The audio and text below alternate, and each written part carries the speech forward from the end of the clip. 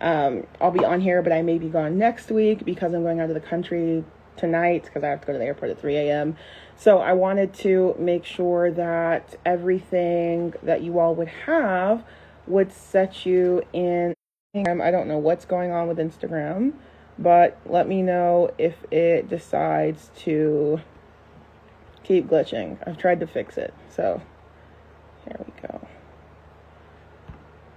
But we will, if we don't have class next week, I'll just push it back depending on how the service goes, the reception is. But if we do have it, it will probably have to be short anyways, and we'll just make sure that everybody is at least up to date and prepared to move forward. Now, I am really, really excited for what I am about to show you all.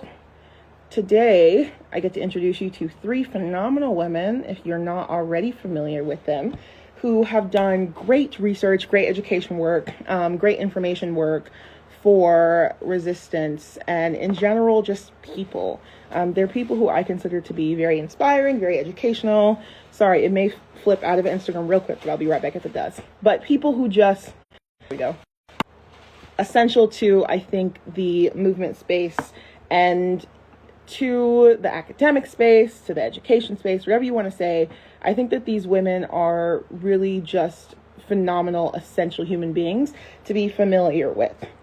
So today, like I said, it's finding your place in resistance. We're going to look at a couple different things, and then we'll get out probably relatively fast for you guys to be able to come up with what you think you want to do in your communities. There we go. Yay! Okay, everybody on all the platforms can see everything correctly now. It's always an experience. So, we talked last week about types and methods of resistance, right? We looked over different aspects, different ways that people can engage in resistance, what that may look like for certain groups. And the whole purpose of this is being able to take everything that we're learning and put it into action. There's no point, quite frankly, in just reading about all these things and engaging in all these things and being able to interact with them if you're not able to actually take them somewhere and apply them. So what we want to do over the next couple of weeks now is actually apply these things and make it to where you're able to develop tools that you take home. I think a lot of times in the resistance space, we are very accustomed to throwing a lot of people and being like, go do something. And we don't actually sit them down and give them feedback and say, hey, like, you know, what about this? Do you want to do this? Does this feel interesting? Do you feel like you'll be able to accomplish, you know, something with this? And I want to make sure that we are not contributing to that same level of just like, I don't know, information overload, I feel like we could call it. So when we looked last week, we got a lot of good feedback, and I thank you all. I don't know if the notes sent out automatically for those of you who are signed up, so I need to check and see, because I set it up to send automatically, and it may not have, and that's on me, so apologies in advance. But I know that there was a lot of interest in different forms that people were able to see and connect with and figure out what kind of intrigued them. And so we're going to dig deeper into that. Now, there are, like I said, 3 really phenomenal women that talk about resistance. And there we go. The first one I want to introduce you all to is Dr. Melina Abdullah. Now, we actually could reach out to her and have her talk to us possibly. Dr. Melina Abdullah is educator organizer. She helps people with political campaigns. She does a lot of great work. But one of her pieces of writing that stuck with me since I read it a couple years back, and I think about it all the time, and it's so underutilized, and I'll make this bigger for y'all, is this piece that she did called Womanist Mothering, Loving and Raising the Revolution. A lot of times when we talk about resistance and we talk about and engage all this work, you hear people basically feel like if you're not born with a certain level of, I don't know, awareness, a certain level of whatever, that you may not really be fit to do this. And I think that's a really big misconception that keeps a lot of people out of the work. It keeps a lot of people from being engaged, and it prevents a lot of people from being able to really tap into themselves on a level that I think we're all capable of. There's a statistic that is always said that it only takes about 3% of the population to revolt, to have mass change, for us to see like this large scale shift in government or the public or law, whatever you want to see. And so that 3% sounds small, but that's still millions of people. But even with that number still being millions of people may not already feel like they are capable or able to do this work if they are not already joined into a part of it. That's the percentage that we sometimes say are tapped in, like the already engaged percentage, the people that are already regularly a part of the work and who are already going to protest and that kind of thing, right? We have those. But on the other side, we have the people that just see what they see. They pass by it every single day. They're confused. Maybe they're minimally involved. And being able to teach them that you can, in fact, start from anywhere, as long as you're willing to do the work, is important. And so I'll read you guys just the last bit of this, and I'll email this out so you guys get this. But the last paragraph that she has on here says, "The lives of our children, time is no longer our enemy, for we are immortal.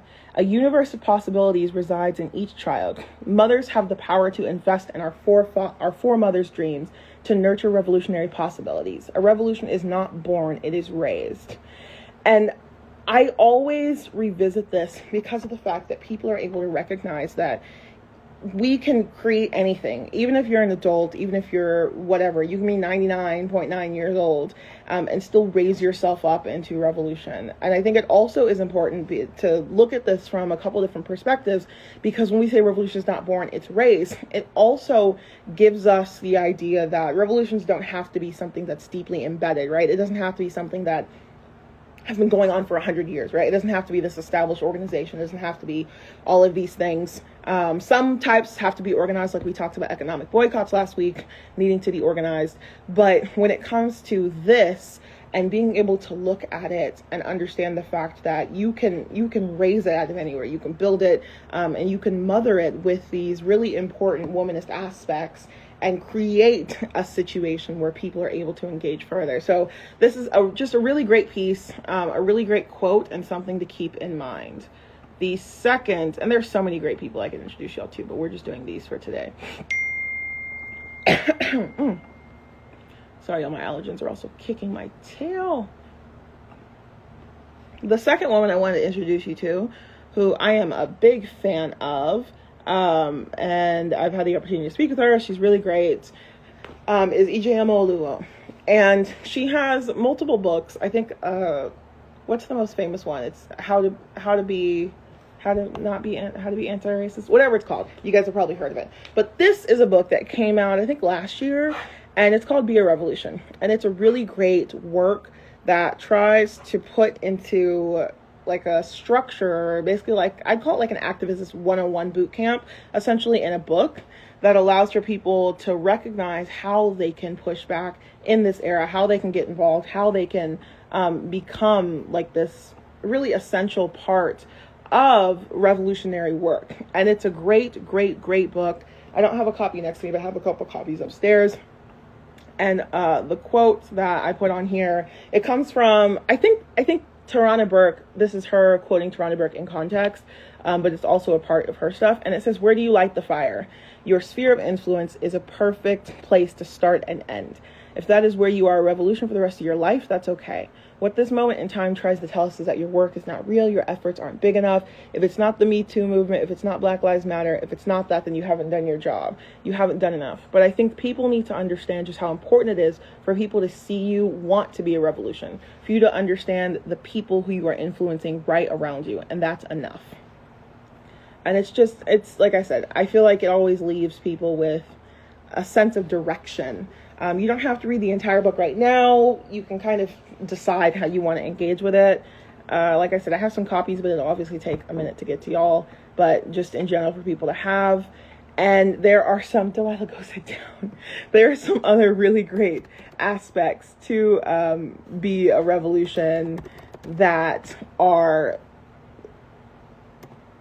educational, I think. I'm trying to see if I can pull up the other part that I had. Another part that's important about the book is it kind of dives into some of the history. So it looks through like systemic lenses. It kind of talks about what things will look like. And it also has some call to action in it. So it's a great piece, a great thing to integrate into your library, and something that I think everybody can benefit from reading from. And last but not least, third person who is always do her flowers and needs them so much more is Mariame Kaba. Mariame Kaba is an abolitionist. She's an organizer, educator, yada, yada, yada. But she's also a writer. And she has a couple of books that are really great. One of them, though, that came out, I think, also last year, and I think it's one of the most timely books of all, quite frankly, is Let This Radicalize You. And the last part of it is Let This Radicalize You rather than lead you to despair. And it's a brilliant book, but it's also, I feel like, a good collection of inspirational action forward pieces, if that makes sense. I think it's something that, again, you can keep in your toolkit. You can refer back to it forever. You can really take it and I think contextualize what we're going through while re-inspiring yourself. Because sometimes I know that it's easy to see things that are inspiring and then it's like it becomes overwhelming. So this is just a really, really great piece. And something else that talks about is being able to organize ourselves, not just in organizing activist organizing, but organizing our minds, being able to actually structure what we're going through. She took a lot of lessons from the beginning of the pandemic and being able to really show people the lessons. And she didn't write this by herself. She wrote this with Kelly Hayes, who's also really brilliant, helpful. It talks about mutual aid. It talks about so many things. I think it has essays in it, and mapping the journey of how you get to become somebody that's in the work. So I'm glad you're looking forward to it. Yes, so it's a great piece. Again, something you can kind of flip through. I will be able, if people want to, I'll be able to send ebooks to people who want one. I can send you a link, and it's $6 to purchase, and I can send the $6 to people who need that. So that way you guys can purchase it. It's from Haymarket Books. I love Haymarket. And they have the ebook on their website, and it's really, really great. And you're supporting the person that published it, and yada, yada, yada. So, and I'll be able to mail physical copies at some point, but I think I only have one copy of this right now because I haven't restocked in a hot minute, which I very much need to do. But anyway, so these are three really brilliant women, and their works together, I think, form a really good basis for figuring out how people can move forward. I also want to add, because my mom said I have to add, that we got to talk about Miss Dolly Parton. And that's not just because I think that we are looking at somebody who was famous. I think it's more so the example of what Dolly Parton did with her money that's very useful, and the way that she engaged with communities by an active, passive way of combating bigotry. Dolly Parton put a lot of her money towards really great revolutionary and educational work. I didn't even realize how much money until this past week, and we've seen so many organizations being like, yep, she gave us $5 million just to do this. And there's a saying that gets passed around a lot, especially the last couple of days, that says that Dolly Parton could have been a billionaire, but she chose not to be, because she gave away so much money, especially to COVID relief, to organizers, to queer organizations, to Black organizations. And so financially, right, somebody that has this type of financial power and the standing, giving as much money to the great organizations as they did, is a really good example. Probably not for everybody here, because I think it's easy to make the assumption that everybody here isn't have millions and millions. If you're somebody that's a multimillionaire, great. But she did a lot of stuff quietly, and I think that's why it's a really good example of why a lot of people, especially in Black communities, really loved Dolly Parton, is because of how she engaged. I also want to say what I call active passive work that she did is, if you look up a lot of her quotes, there were often times where people would put her in a weird position where they'd say something just odd. They were what do you think about the Black Lives Matter movement? And her quote was, of course, Black Lives Matter. All of our lives should matter. Of course, Black Lives Matter. And that was very clearly a very different stance than people just saying all lives matter and getting mad. She was very able to just very calmly and I think sweetly really interject an important point for folks to understand that, like, if you think all lives matter, you should think Black Lives Matter. It was just very simple. She gave a couple statements and that was it. She did the same thing multiple times with like the bathroom bills when she was fighting against transphobia, and people were trying to be like, well, what do you think about this? And she was like, if you got to go pee, go pee.